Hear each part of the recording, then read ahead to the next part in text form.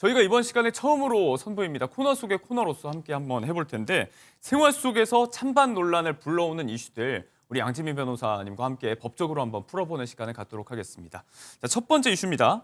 커뮤니티에 올라온 글이 최근에 화제가 된 게 있습니다. 전날에 이 회식에 참석하지 않았던 직원이 있는데 이 직원이 다음 날 상급자에게 가서 내 몫의 회식비를 달라고 요구를 했다는 내용입니다.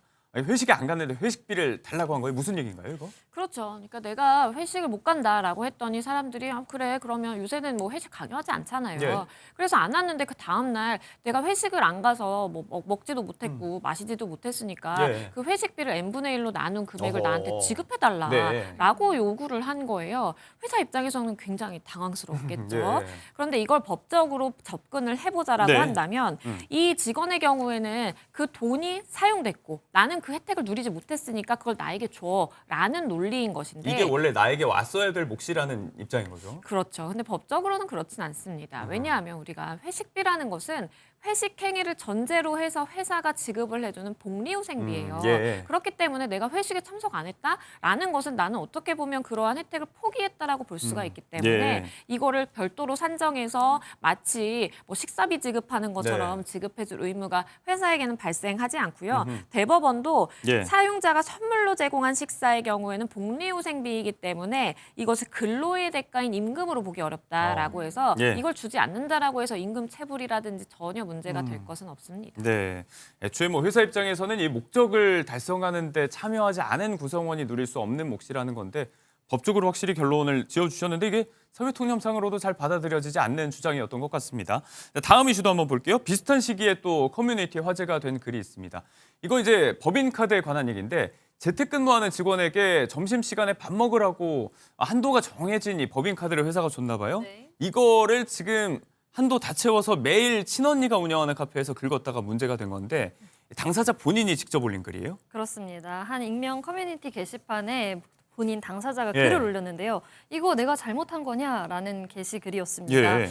회사에서 재택근무를 했고 그래서 재택근무 점심 식대비 지원을 받았는데 법인카드를 받았다. 일일 한도 2만 원이었다. 예. 그래서 매일같이 친언니가 운영하는 카페에 가서 하루 2만 원 정도 식대 지원을 받았는데 회사에서 이 일을 이상하게 여긴 거죠. 예. 매일매일 같은 장소에서 같은 금액이 결제되는 걸 보고 좀 이례적인 사례다 싶어서 사유가 예. 무엇이냐 물었고 A씨가 답을 했다고 합니다.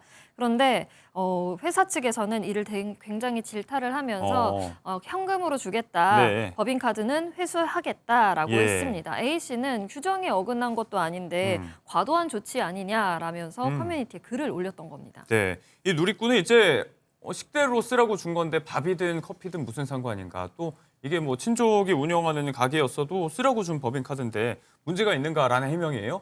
법적으로 문제가 됩니까?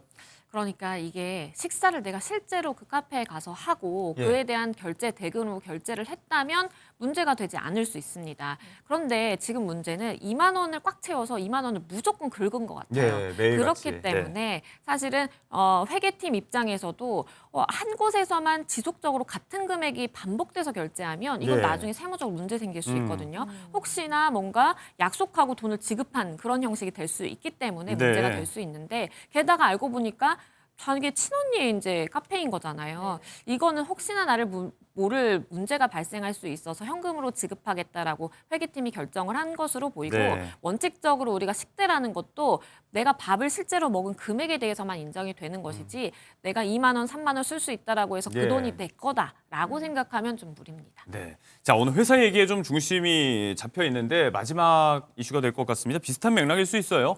요즘 소확행이라는 이야기 많이들 들어보셨을 겁니다. 이게 소소하지만 확실한 횡령을 줄여서 이야기하는데 회사 탕비실, 뭐 사무실에 있는 간식 같은 거 집에 가져가고 더러는 뭐 중고로 파는 경우도 있다고 해요. 자, 이거 법적으로 문제될 소지가 있을까요? 당연히 있습니다. 네. 그러니까 회사의 탕비실에 마련된 그러한 간식이라든지 제공품의 경우에도 회사에서 사용할 때, 회사에서 일할 때 먹으라고 제공된 것이지 이거를 확 쓸어가가지고 집에 가서 어디다 중고로 팔라고 예. 이렇게 놓은 건 아니잖아요. 그렇기 때문에 이거는 명백하게 절도 내지는 횡령이 될 수가 있겠고 예. 실제로 이러한 사례로 2013년에 회사 창고에서 3,400만 원어치의 커피 믹스를 훔쳐다가 예. 이 중고로 판 적이 있었어요. 양이 어마어마했겠는데요? 맞습니다. 식품업체 직원이 결국에는 절도로 입건이 돼서 네. 처벌받은 사례가 있기 때문에 주의를 하셔야 됩니다. 자, 오늘 뭐 첫 시간으로는 회사 안에서 벌어지는 일들을 중심으로 한번 이야기해봤는데, 자, 실생활에서 찬반이 엇갈릴 수 있는 그런 논란거리의 이슈들 양지민 변호사와 함께 법으로 한번 풀어봤습니다.